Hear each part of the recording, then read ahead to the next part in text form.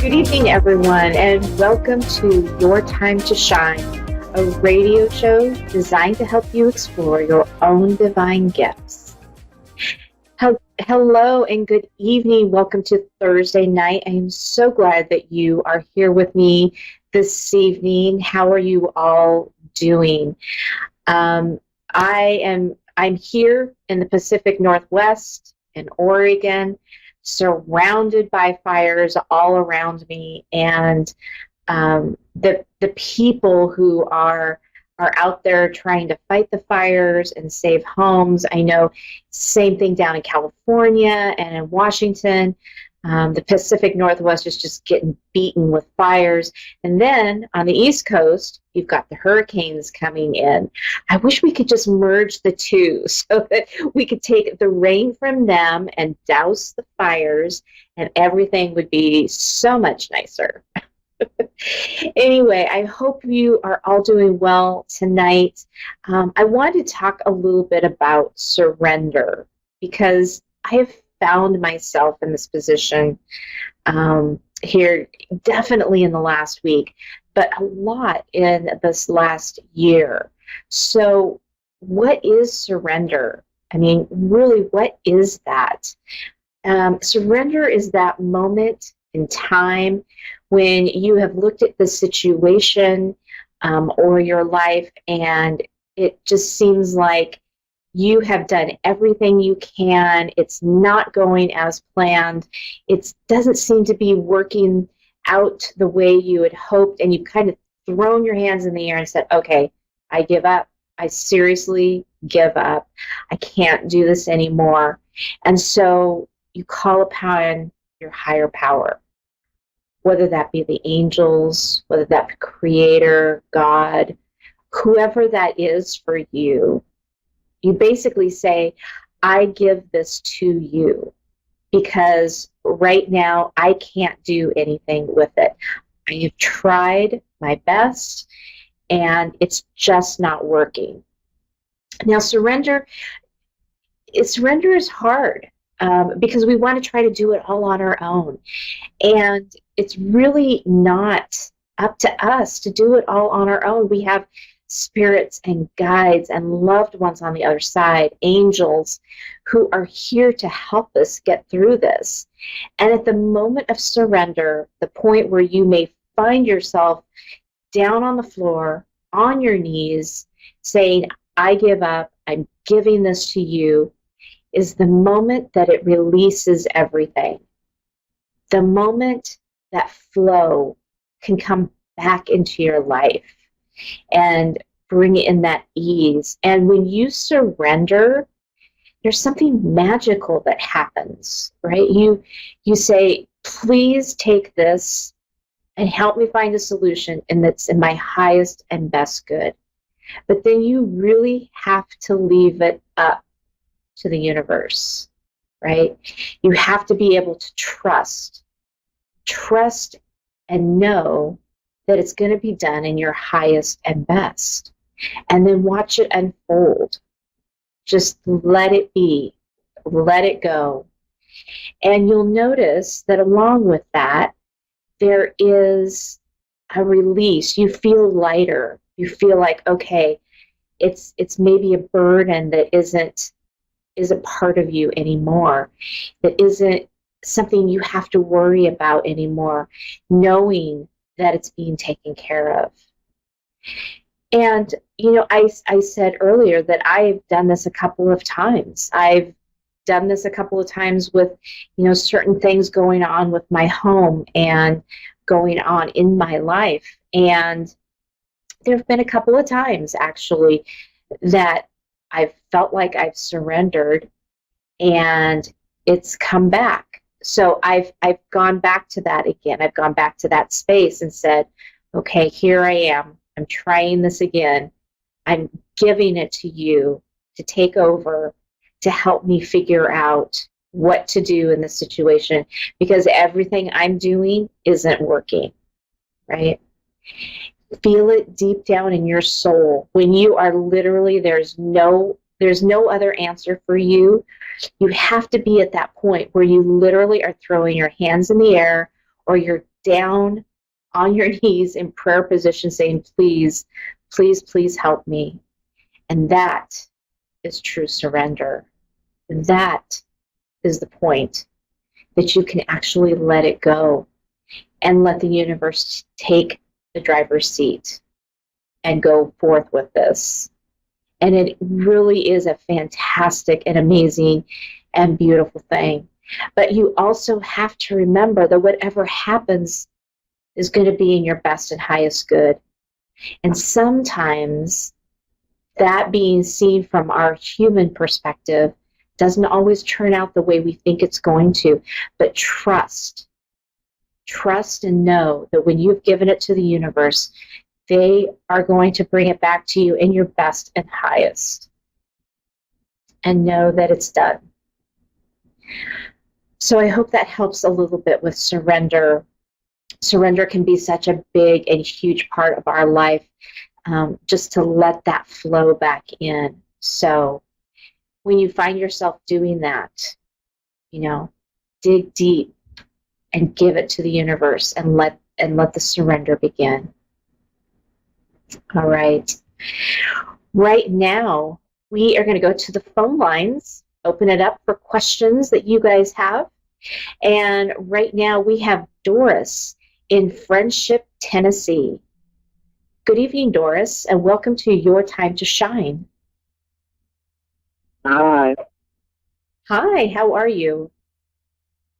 I'm good. Good. That is a How are you? great name.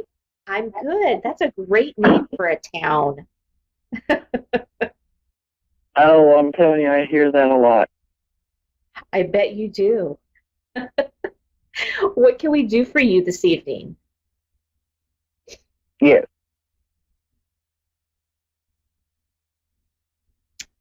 Do you have a question for sorry. me? Had a lot going on, and I guess I don't have a general question. I mean, a direct question. I'm just trying to see if you can tell me, I guess, what you see, or because I've got a lot of just a lot of changes and stuff going on right now in my life, and just lost right now. You know what I'm saying? Right.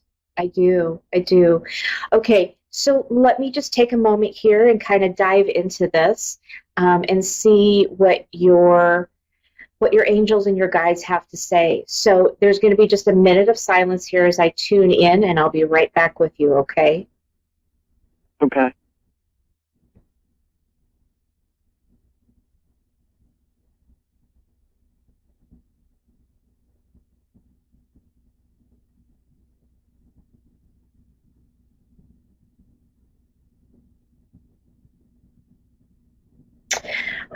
Yeah, Doris. So I'm really feeling kind of like that stuck energy, right? Like you're not exactly sure which direction to go, or what exactly where you're supposed to be headed at this time. I'm seeing that there's been some upheaval with a job. And there's something going on. There's something around the house, whether you're looking to change or to move, but there's some change going on around your house and your home life as well.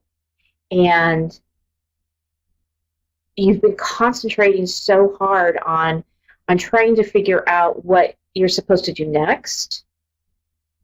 And the path that you're supposed to go on, you've kind of lost the zest for life, the kind of the fun. It's like I'm being shown I'm being shown like a red balloon, and usually what that means to me is like it's a celebration. There's some kind of a celebration happening, and what they're showing me is that there is no celebration in life right now, and you're just feeling a little bit stuck in everything that's going on. I do see that there's movement, there's energy, there's movement coming up to kind of take you forward and to move you through all of this. It's like that stagnant energy. I feel like there's a big push coming in right behind it, to push you forward.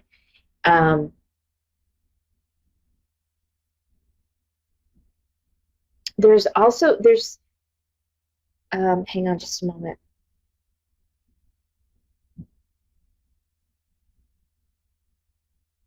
It seems to me that there's a lot going on with your family, like whether there is disagreements about what is going on, like between people. There's confrontation between the family members right now.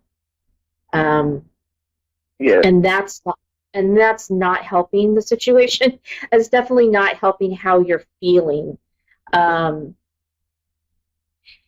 So what your guides are showing you as far as the family piece of it is that, everybody's lives are kind of being up in an upheaval, and they're trying to find their place, right?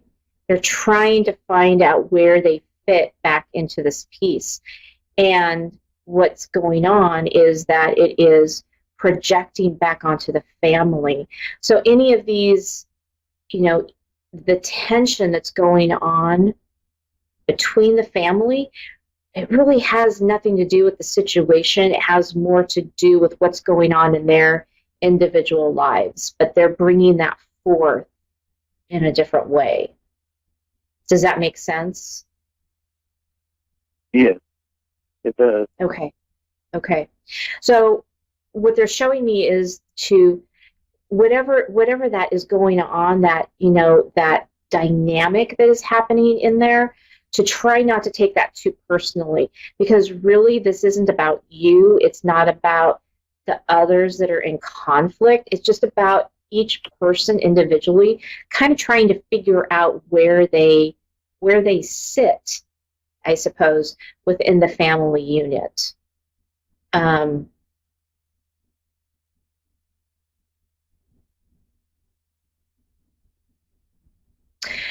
you true. had That's very true. Yeah.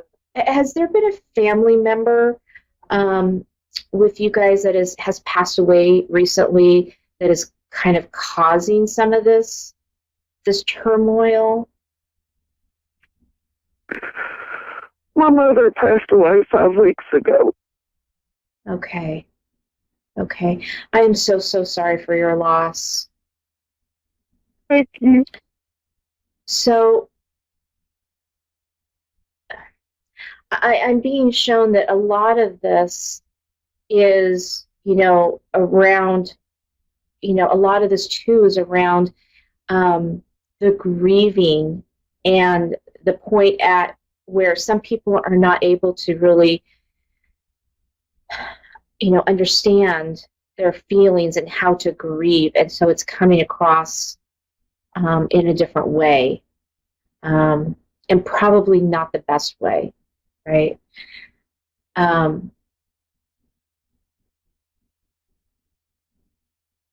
Is there some tension going on with like family heirlooms, or I just feel like there's it's like they're showing me like trading, like people are trading items. Is that where some of the tension is coming from? Yeah.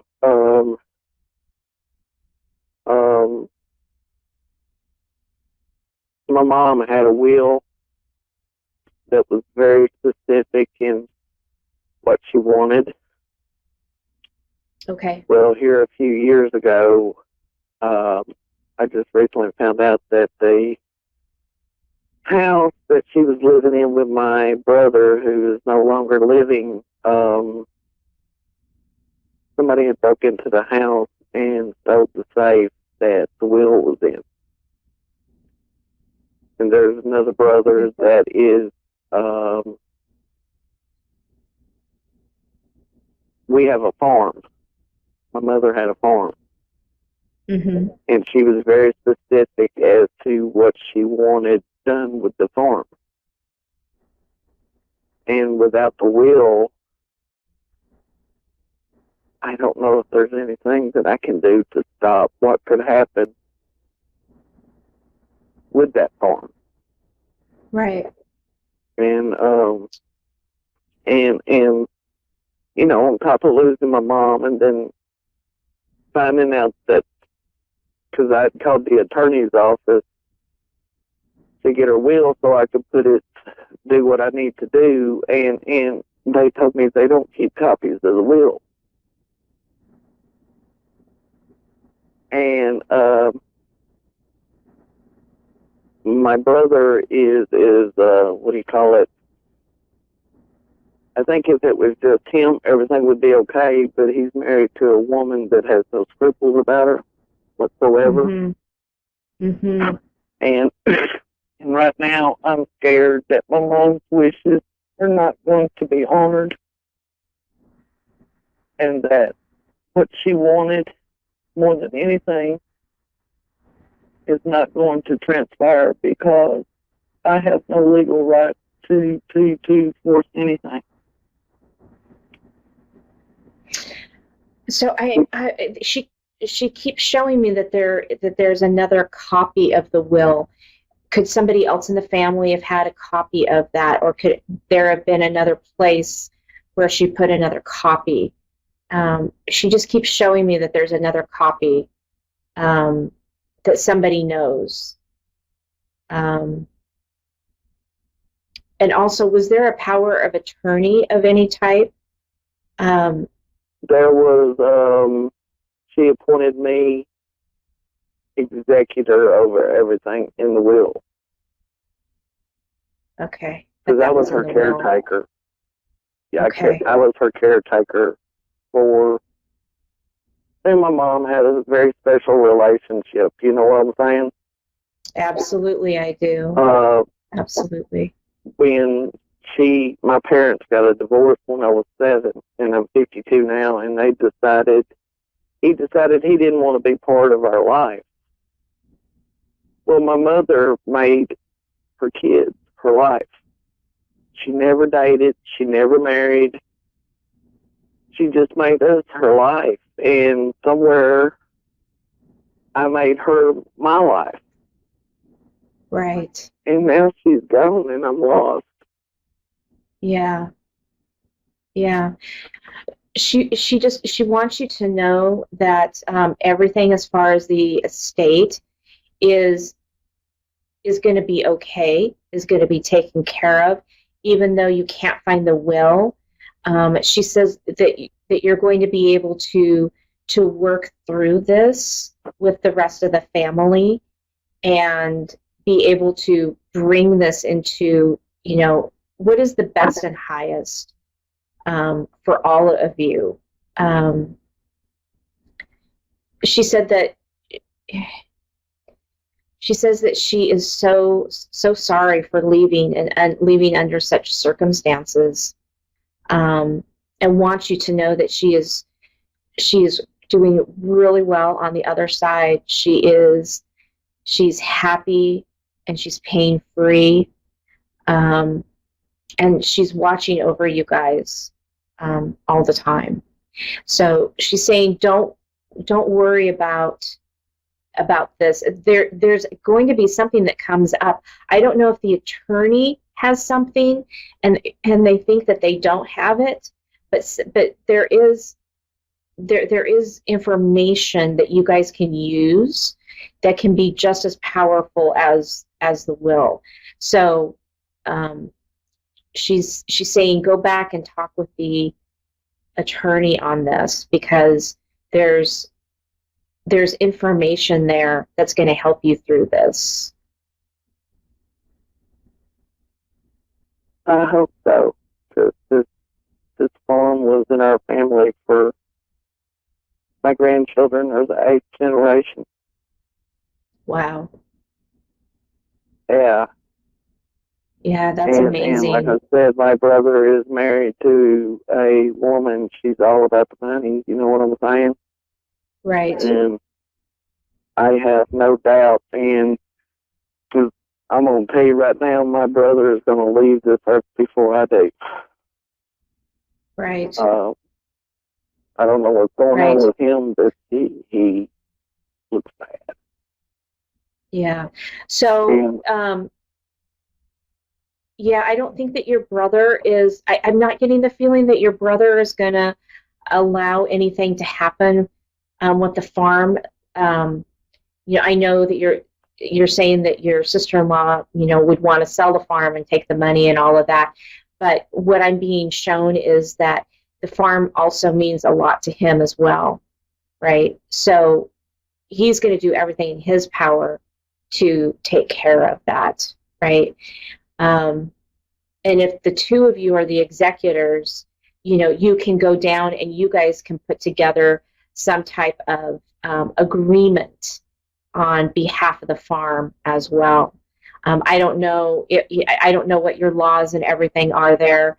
If it has to go into a trust or what that looks like, but you're going to get the best information from having an attorney involved to help you guys work through this.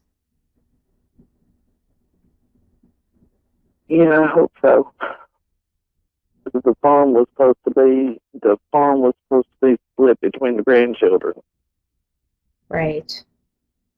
She bypassed the kids and went straight to the grandkids. Mm-hmm. And I mean, it was very specific as Right. to what her wishes was. So can you Right. sense her? I can. She has a very beautiful, loving energy about her.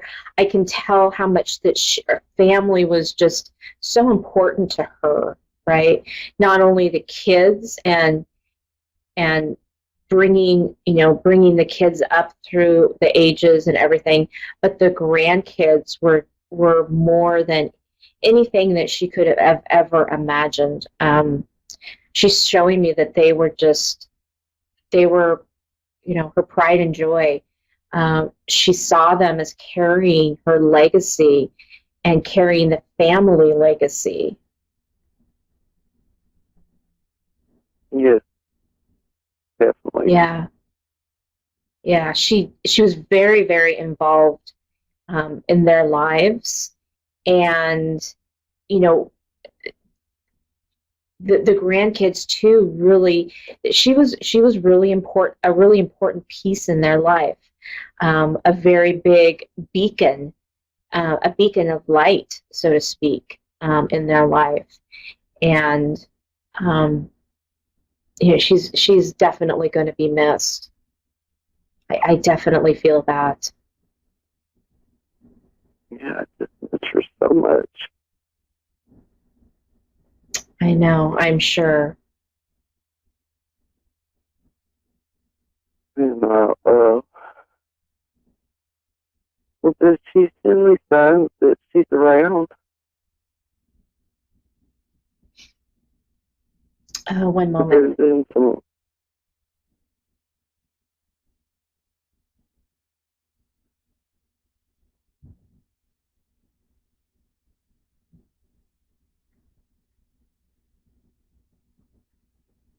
Did she like to do a lot of did she do a lot of baking or I see her in the kitchen with the grandkids, like making cookies and you know, things for special events. Um, did she like to She bake did when a she lot? could. Yeah, yeah. She put a It's lot been of a long love. time. Yeah, she put a lot of love into that baking, into it was kind of like her way of being able to provide, right? She put love into everything that she did, whether it was her cooking, her baking. It was very important to her. My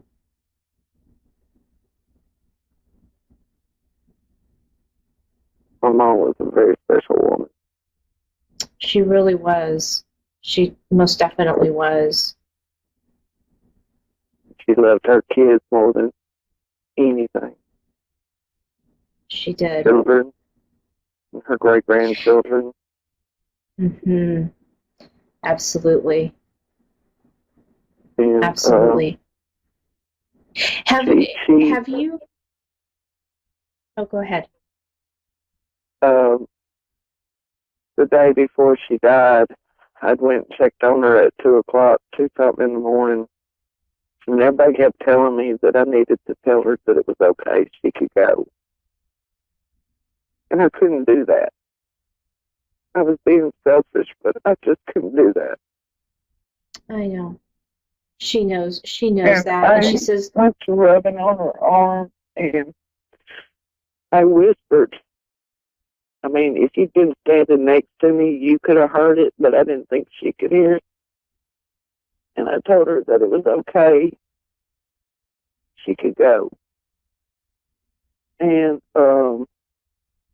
that I'd be okay. And I told her, I said, Mama, if you want to go, you can go. And I didn't think she could hear me, but the next morning when I found her not breathing. So I think she was holding on because of me.